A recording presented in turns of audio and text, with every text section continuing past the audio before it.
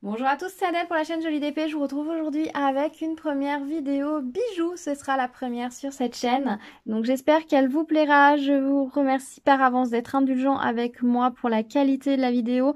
J'ai changé mon setup par rapport au diamond painting. J'ai investi dans un pied qui me permet de tenir mon téléphone au-dessus de ma zone de travail. Je sais pas ce que ça va donner, c'est un tâtonnement. Au niveau des éclairages, j'ai essayé de faire en sorte que ça passe. C'est pas évident en fait de filmer des petites choses comme ça par le dessus, de voir la qualité que ça donne quand on filme. J'espère que la qualité, la netteté sera là et sinon je m'en excuse par avance. Je m'améliorerai de vidéo en vidéo, c'est promis. Alors nous allons aujourd'hui réaliser un des projets que j'ai imaginé lorsque j'ai passé ma commande Panda Haul. Je vous avais dit que j'avais pris de quoi réaliser plusieurs colliers. Nous allons en réaliser un aujourd'hui. Donc on va partir sur la réalisation d'un collier de 80 cm, donc c'est presque un sautoir.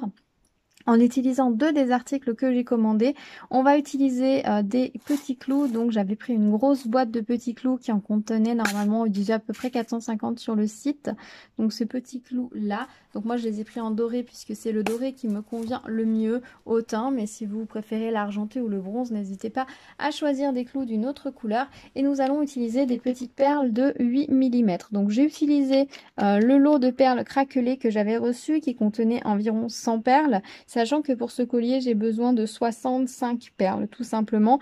Donc, si vous souhaitez réaliser ce collier en perles 8 mm de 80 cm de long, il vous faudra 65 perles. Vous pouvez choisir ce lot de perles-ci, mais vous pouvez choisir absolument tout ce que vous voulez en termes de perles. Vous pouvez utiliser des perles naturelles, vous pouvez utiliser des perles synthétiques, vous pouvez utiliser des formes, des fleurs, ce que vous voulez.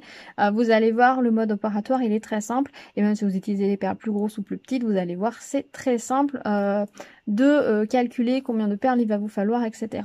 Au niveau des outils, je les ai sortis. Je vais utiliser ceci. C'est une pince à sertir que vous pouvez trouver en magasin de bricolage. En fait,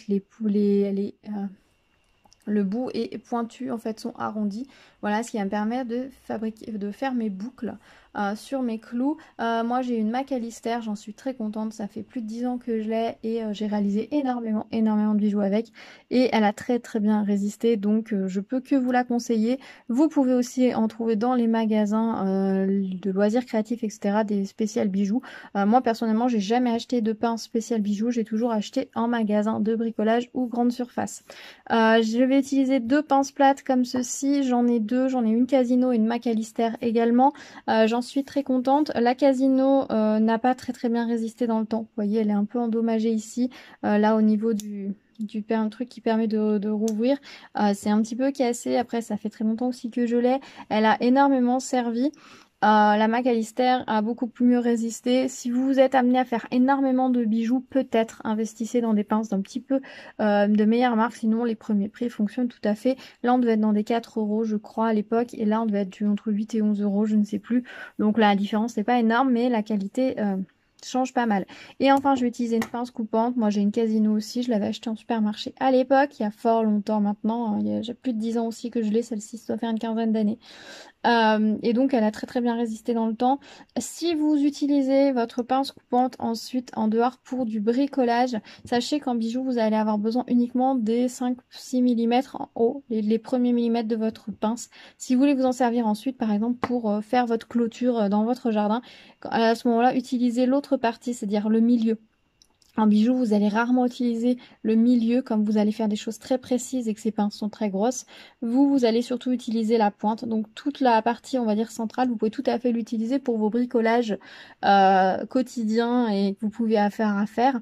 Ça ne l'abîmera pas, sachant que voilà, si vous coupez par exemple des fils très gros, très épais, très dur à couper.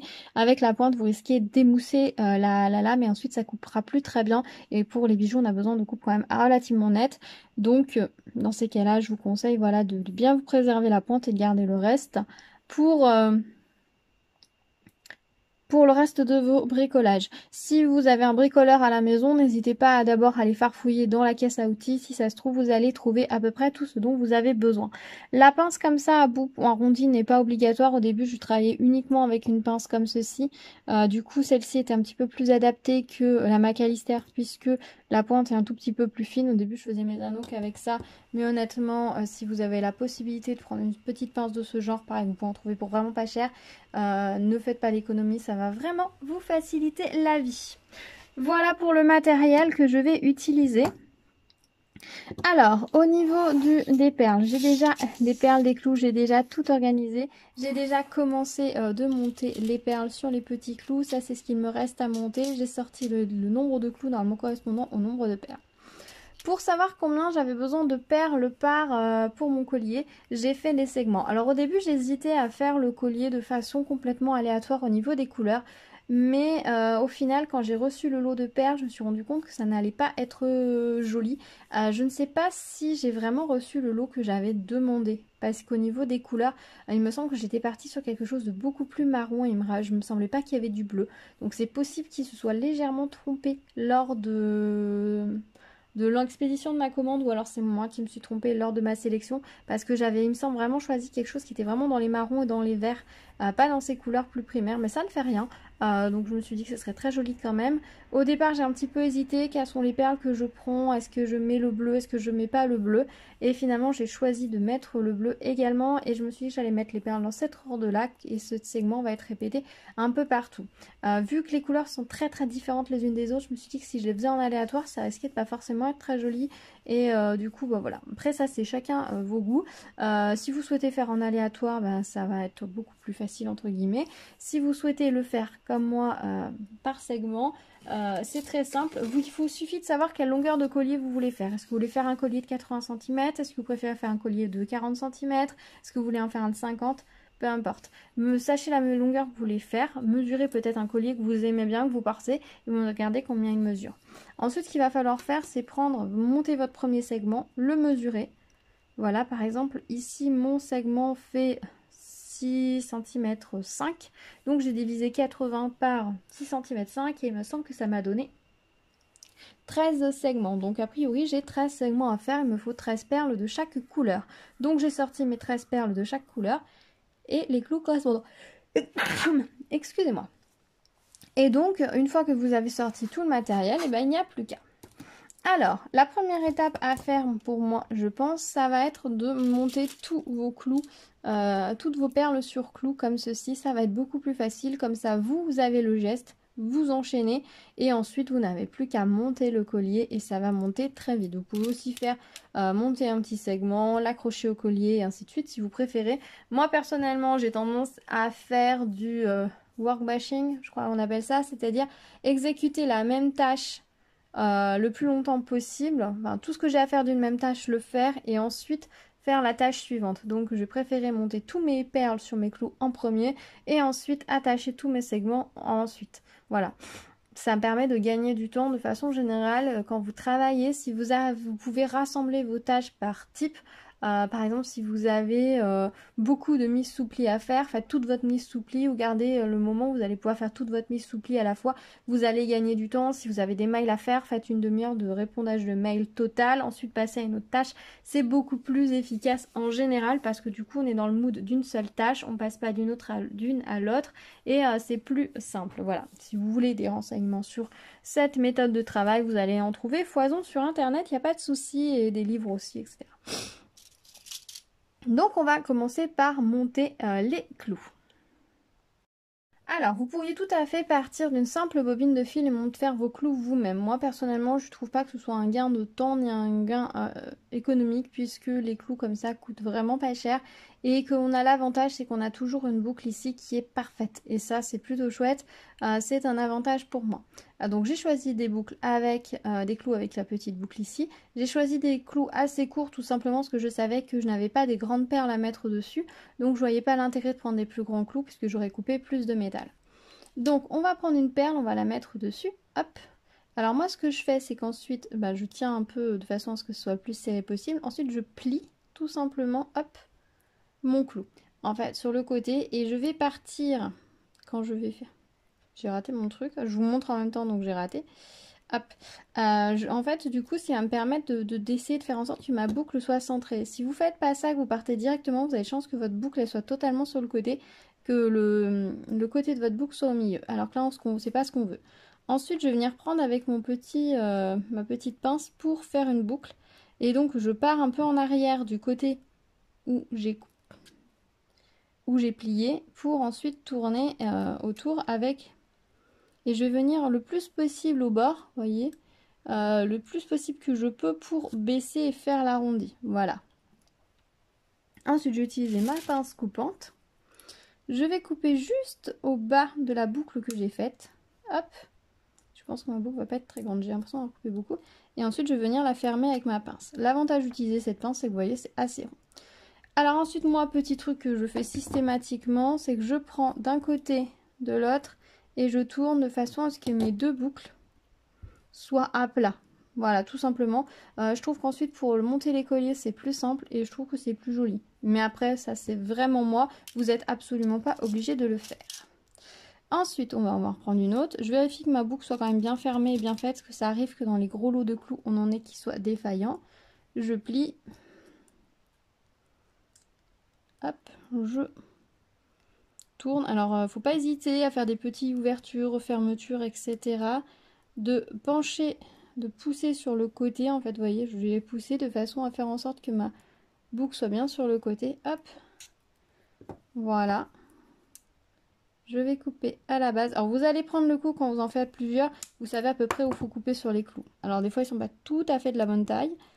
Voilà. Alors, sachant que votre boucle, elle peut être un peu trop grande, c'est pas grave. Un peu ovale, c'est pas grave. Le seul inconvénient, c'est si elle était vraiment trop petite. Il faut qu'il y ait suffisamment de matière ici pour qu'un autre clou, hop, puisse ensuite passer aisément. Si vous voyez qu'il n'y a pas la place pour qu'un clou passe ou que ça va être compliqué de le faire passer ou qu'il n'y a pas la place de bouger, coupez et recommencez. Parce que clairement, ça va mettre de la rigidité à votre collier. Et si vous mettez de la rigidité à votre collier, qu'est-ce qui va se passer? Déjà, le tombé va être moins joli. Et ensuite, ça va créer une zone de fragilité. Parce que ces anneaux, ces fils sont quand même assez solides. Mais il n'en reste pas moins relativement fragile. Ce qui fait que si vous avez une zone comme ça de raideur, ça risque d'ouvrir les anneaux, ceux-là ou ceux d'à côté, et donc possiblement de vous donner la possibilité de perdre votre collier si un anneau s'ouvre. Et c'est pas ce qu'on veut. Le but, c'est que votre collier, vous puissiez le garder le plus longtemps possible et en profiter le plus possible. En tout cas, moi, c'est comme ça que je vois les choses. Donc, vaut mieux des anneaux un peu trop grands, c'est pas gênant. Il n'y a que vous qui le saurez. Personne ne le verra dans le collier. Des anneaux un peu trop grands, des anneaux un petit peu ovales, c'est pas gênant que des anneaux trop petits. Voilà. Ne vous prenez pas la tête si vos anneaux sont un petit peu ovales. C'est pas grave, regardez, celui-ci, il est pas très très rond, mais ça va encore. Voilà, ne vous culpabilisez pas. Dites-vous que les premiers que vous allez faire, si vous n'en avez jamais fait, ils vont pas être très jolis, mais ça n'a pas d'importance. Du moment qu'ils sont bien fermés, c'est le plus important. Là, celui-ci, par exemple, ne l'est pas. Il n'est pas bien fermé, donc il faut que je le referme comme il faut. Hop. Voilà, là, il est bien fermé. Du moment qu'ils sont bien fermés, qu'ils sont assez grands, c'est tout ce qui compte. Quand vous allez monter votre collier, je vous dis, ça ne se verra pas. Il n'y a que vous qui le saurez. Plus vous ferez le geste, plus vous arriverez à les faire réguliers. Honnêtement, les premiers, c'est toujours assez moche. Je vous avoue que là, j'en ai refait quelques-uns avant la vidéo. Ils n'étaient pas très jolis. Donc j'ai coupé quelques clous, j'ai repris et ensuite maintenant c'est bon, j'ai repris le geste. C'est aussi pour ça que je vous conseille de faire ces étapes-là en boucle, parce que du coup votre œil s'habitue à savoir exactement où vous allez couper. Regardez, si je mets mes petits bouts ici, vous voyez, ils font à peu près tous la même longueur. Ce qui veut dire que en fait j'ai pris à peu près, l'œil prend le coup de savoir où est-ce qu'il doit couper à peu près sur le clou pour avoir des boucles de la même longueur. Voilà, tout simplement. Donc je vous dis, la répétition, c'est votre meilleur ami. Donc n'hésitez pas. Alors ça peut être un petit peu long, mais honnêtement, on prend vite le coup. Vous pouvez aussi, moi je remets à chaque fois, je reprends les autres pinces pour mettre à plat. Ça c'est une étape qu'on pourrait tout à fait faire à la fin pour éviter de manipuler les outils 15 000 fois. C'est vrai que ça gagnerait du temps, mais moi c'est vrai que je le fais systématiquement à chaque fois. Et voilà. Faites attention aussi, j'ai vidé, c'est pas pratique. Faites attention aussi quand vous faites ces mouvements-là, ça peut être fatigant si vous avez des risques de tendinite ou autre. Peut-être faites une pause, ne faites pas tout en une fois, surtout si vous faites des grands colliers. Ça peut être un petit peu fatigant et si vous sentez des douleurs dans vos mains et autres, faites une pause, arrêtez, n'allez pas vous faire mal, ça n'en vaut pas la peine, vous y reprendrez en plusieurs fois. Voilà, hop.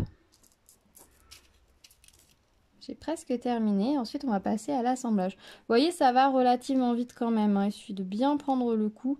Et vraiment, la pince, là, à sertir, c'est vraiment notre meilleur ami. Ça permet de faire des jolies boucles en un rien de temps. Et quand vous aurez découvert ça, je pense que vous aurez envie de réaliser tous vos bijoux. Vous allez en acheter nettement moins. Alors, c'est vrai que pour le matériel pour les bijoux, c'est pas toujours tout donné. C'est vrai que selon ce que vous voulez faire, selon les endroits où vous fournissez, ça peut être assez cher. Moi, je sais qu'à un moment donné, je voyais dans certains magasins les 10 clous pour 2 €.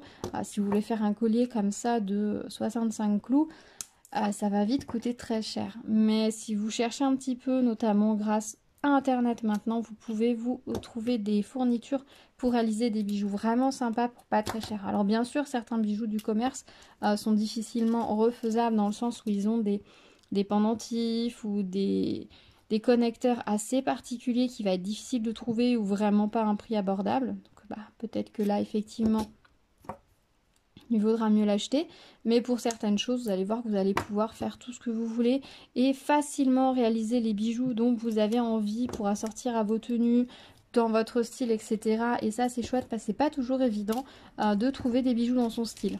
Voilà, je constate ça. C'est pas toujours évident de trouver le bijou parfait avec le bon métal. Si vous aimez les choses plutôt bronze, plutôt or, plutôt argenté. Trouver voilà, le bon métal et puis après les bonnes couleurs qui s'agencent bien, qui vont bien à votre tenue, à vous-même, etc. Donc faut pas hésiter à réaliser soi-même.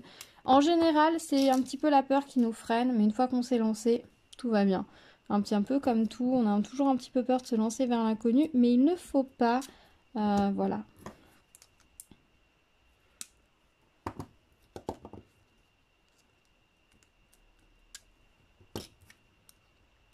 En bijouterie, la seule limite, c'est un petit peu les fournitures qui existent sur le marché, mais surtout, c'est votre imagination. Et une fois que votre imagination est en marche, eh ben, vous pouvez faire vraiment tout ce que vous voulez. Alors, ça demande un peu de temps, effectivement, parce qu'il faut réfléchir à la matière, aux quantités, etc. Qu'il va vous falloir quand vous réalisez un bijou. Parce que c'est vrai que si vous voulez faire un grand collier, il va vous falloir plus de perles que si vous voulez réaliser un petit collier, si vous voulez réaliser un bracelet, etc. C'est sûr. Donc, il va falloir réfléchir un petit peu à l'avance au matériel dont vous avez besoin pour réaliser ça. Et ensuite, il ne faut pas hésiter à vous noter les idées. Moi, je vous avoue que là, les bijoux que j'ai imaginés, je les ai notés, ce que je voulais faire exactement sur mon carnet. Comme ça, j'étais sûre de ne pas oublier d'ici à ce que je reçoive les perles. Alors maintenant, on va monter les segments parce que c'est le plus important. On a toutes nos perles ici. Hop, je vais inverser là. Alors, ce qu'on va faire, c'est qu'on va faire la séquence dans le bon ordre. Alors, ce que vous allez faire, c'est quand vous avez votre perle comme ceci, il va falloir ouvrir un anneau pour mettre l'autre. On va toujours ouvrir l'anneau qui était fait à l'origine, pas celui que nous, on a fait l'autre. Pourquoi? Parce que celui que vous avez fait, vous l'avez modulé, mais il est peut ne pas revenir en forme parfaitement. Alors si vous ouvrez celui qui a déjà été fait, vous allez l'ouvrir correctement et vous allez toujours le refermer correctement. Donc là, moi j'utilise ma pince plate. Je vais utiliser l'autre, elle est plus agréable à utiliser. Je vais utiliser ma pince plate pour ouvrir un petit peu l'anneau. Hop, pas beaucoup. Je vais prendre la perle suivante et je vais mettre l'anneau que nous on a fait dans le petit trou. Ah, j'ai pas ouvert assez. Je fais ma timide. Hop. Et ensuite, je viens refermer mon anneau. Et voilà, et vous voyez, l'anneau qui a été ouvert, il revient parfaitement en place. Maintenant, perle suivante, je vais ouvrir l'anneau. Hop, je mets la perle suivante, toujours l'anneau que nous on a fait.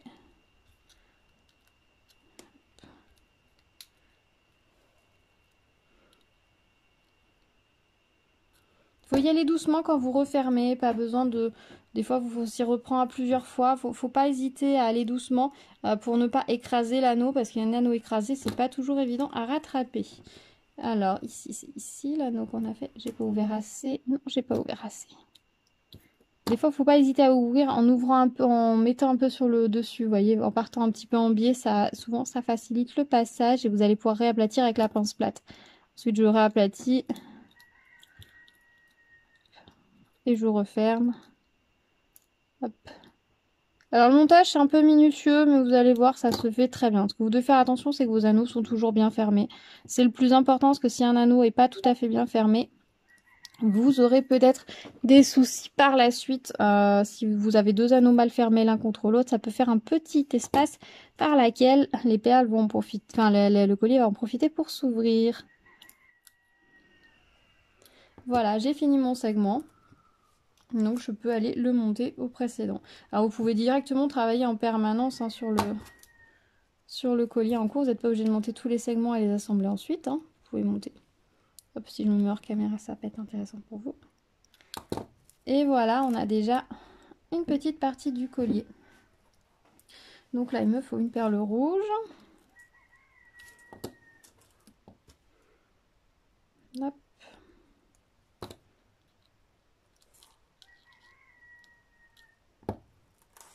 Je sens que vous allez écouter les coques sur cette vidéo à nouveau.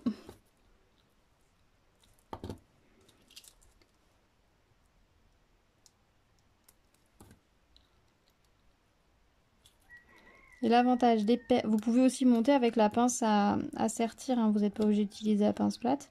C'est vrai que j'ai pris l'habitude d'utiliser la pince plate pour cette partie-là, mais c'est pas obligatoire du tout. Mon anneau n'est pas fermé comme il faut. Là. Alors je suis une grande maniaque de la fermeture des anneaux. Je vous avoue, je fais vraiment attention à ce qu'ils soient bien fermés et tout, pour ne pas avoir de mauvaises blagues. Parce que quand on a passé du temps à faire quelque chose, on n'a pas envie de le perdre. On n'a pas envie non plus que ça s'accroche dans les vêtements ou autre. Donc hop, on ferme bien comme il faut. C'est pas une course, on prend son temps. De toute façon, il y a le plaisir compte, le plaisir de réaliser l'objet. Donc, et une fois que c'est fini, on peut plus en profiter. Donc c'est vraiment quand vous le faites qu'il faut en profiter.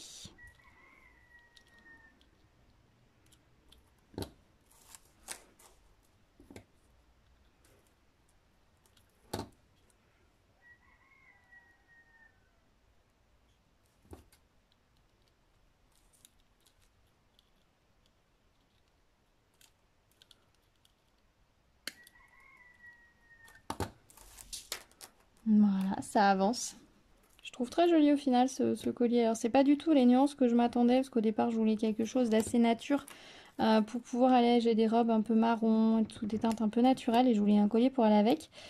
Du coup là c'est pas du tout les bonnes couleurs, mais ça fait rien, c'est très joyeux, ça va aller avec plein d'autres choses. Je ne m'en fais pas, j'ai des robes de plein de couleurs différentes avec lesquelles il se mariera très bien. Donc ça va être très sympa.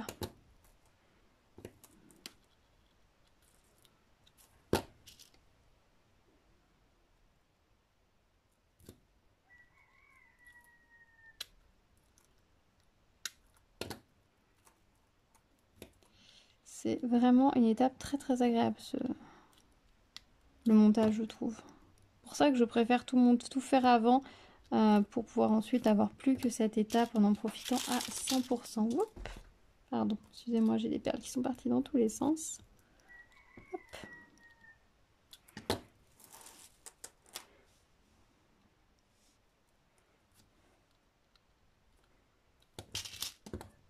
D'habitude j'utilise des barquettes vertes, mais à la caméra on voyait pas les perles dessus.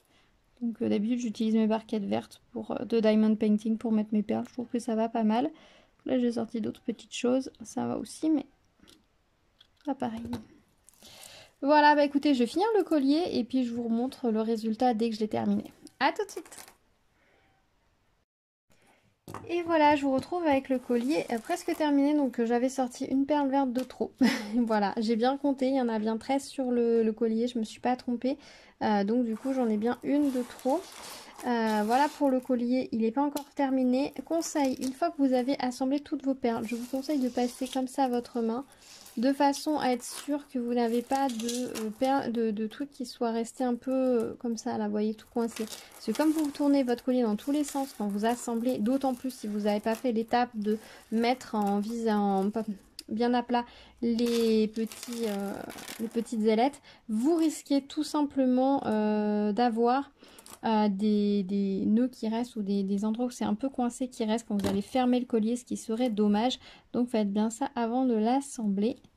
Et voilà, on vient de terminer le dernier.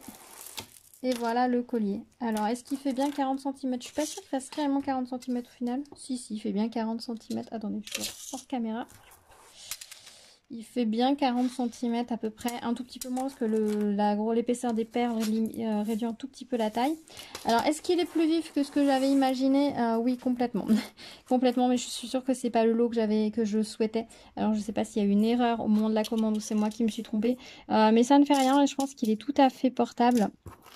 Il est très vif, très peps, selon les tenues avec lesquelles je vais le mettre. Soit ça va adoucir les couleurs, soit au contraire ça va les faire éclater. En tout cas, les couleurs sont magnifiques. Voilà ce que ça donne. Alors vous pourriez tout à fait choisir de mettre des anneaux entre chaque petite oreille qu'on a fait. Celle-ci est mal fermée. Entre chaque petite oreille qu'on a fait. Mais je trouve que les petits anneaux sont un peu moins solides et ça rajoute beaucoup de métal et ça écarte les perles. Je préfère vraiment monter comme ça. Je trouve que ça rend très très bien. Ça sépare bien les perles, on en profite bien. C'est plus joli qu'un collier qu'on aurait simplement enfilé, où on aurait enfilé les perles les unes à côté des autres. Donc je trouve ça vraiment très chouette. Voilà, donc avec ce petit tuto, avec un tout petit peu de matériel, vous pouvez réaliser un joli collier pour pas très cher. Ça demande un petit peu de temps selon votre dextérité, ça va vous prendre entre 1h30 et 3h. Mais honnêtement, le jeu en vaut la chandelle, n'hésitez pas. Alors en termes de coût, je vais vous dire à peu près ce que ça m'aura coûté de le réaliser. Le sachet de perles valait 58 centimes et la grosse boîte de clous valait 1,17 €, sachant que j'en ai utilisé même pas un quart. Donc pour moins d'1 € et un peu de temps, voilà, j'ai un très joli collier que je trouve très joli. Voilà, le plus long en fait, ce qui va Dans ce genre de bijoux, en fait, ce qui coûte le plus, c'est la main d'œuvre parce que c'est très long de mettre toutes les perles sur les petits anneaux et ensuite de monter. C'est vraiment le montage des bijoux qui coûte cher plus que les matières premières, ce qui explique souvent les coûts assez élevés des petits créateurs. C'est normal, hein. Ils ont le temps de main d'œuvre dessus. Voilà, bah écoutez, j'espère que cette petite vidéo vous aura plu. Moi, je suis très contente de mon collier. Je pense que si je le porte sur du noir, ça va vraiment claquer. Si je le porte sur une robe bleu marine aussi. Par contre, si je le porte sur un vêtement un petit peu multicolore, ça peut être très sympa. Voilà, selon les façons dont je vais le porter, ça va être très joli ou plutôt doux, plutôt claquant. À mon avis, c'est pas un collier quand même très discret. Il faut dire ce qui est, mais ça va être très chouette. Voilà, dites-moi ce que vous en avez pensé. Moi, je me suis bien amusée à le réaliser. Ça m'a fait plaisir de le réaliser avec vous. J'espère que la qualité de vidéo sera au top. En tout cas, correcte et que vous aurez pris un bon moment à la regarder, que le son aussi, ça ira. Si vous avez des questions, si vous voulez des focus sur quelque chose, n'hésitez pas à me le dire dans les commentaires. Je peux tout à fait faire des petits focus ou faire des petits... répondre à vos questions pour vous aider. Il n'y a pas de souci. À un moment donné, j'étais à mon compte et je réalisais des bijoux. Il y a fort longtemps de ça. Enfin, pas toute l'année, je faisais ça sur les marchés de Noël en complément d'une autre activité. Et du coup, j'en ai fait beaucoup des bijoux, donc peut-être que je peux vous aider. Si vous avez des questions, n'hésitez pas, ce sera avec grand plaisir. Donc voilà pour cette première vidéo bijoux. On se retrouvera prochainement pour une autre vidéo bijoux. Je vais essayer peut-être d'en sortir une par semaine. Il me semble que j'avais de quoi réaliser 4 kits de bijoux, donc je vais peut-être vous sortir une vidéo par semaine si ça vous dit. Voilà, dites-moi. Et puis je vous ferai peut-être une petite vidéo finale pour vous montrer tout ce que j'aurais fait avec le matériel quand j'aurai tout terminé, on va dire. Voilà, là il reste des perles. Par exemple, si vous voulez vous réaliser un petit bracelet, il ne faudrait pas hésiter. Moi personnellement, je ne fais jamais de bracelet de ce style, mais ce serait vraiment très joli. Il vous suffirait d'utiliser un petit fermoir en plus. Voilà, peut-être que voilà, il reste des perles. Alors moi, il ne me reste pas de perles saumon, j'en avais pile 13 dans le sachet, c'était vraiment un coup de bol. Il me reste que 2 perles bleues, mais vous pourriez tout à fait vous dire qu'avec le reste, vous allez vous faire un petit bracelet dans les tons de rouge, par exemple, rouge et jaune. Enfin, voilà, il ne faut pas hésiter. Vous pouvez faire également une paire de boucles d'oreilles pendantes, peut-être avec les perles qui restent. Voilà, il y a plein de possibilités. Avec ce système-là, si vous préférez les bracelets que les colliers, vous pouvez tout à fait faire des bracelets également. Ils seront jolis et solides aussi, ça fait très joli. Donc voilà, n'hésitez. Voilà, bah écoutez, on se retrouve dans les commentaires pour discuter de tout ça. Je vous mets les liens des articles que j'ai utilisés dans la barre de description si ça vous intéresse. J'ai un petit code promo également sur le site, je vous le remettrai dans la barre de description si ça vous intéresse également, hein, tant qu'à faire. 10%, c'est toujours 10%, hein. Il me semble que c'est ça le montant du code. À vérifier quand même, mais c'est toujours ça de prix et j'espère que ça vous donnera envie de vous lancer. Dites-moi si ça vous donne envie et que vous allez oser sauter le pas ou toujours pas, ou voilà, dites-moi tout. dans les commentaires. N'hésitez pas à vous abonner, liker la vidéo, mettre une petite pouce vers le haut, vous abonner à la cloche pour être au courant des prochaines vidéos. On se retrouve très vite sur la chaîne pour de prochaines vidéos, plein de petites choses en préparation, bijoux, mais surtout diamond painting. Donc restez à l'écoute. Je vous dis à très vite. Tchou tchou!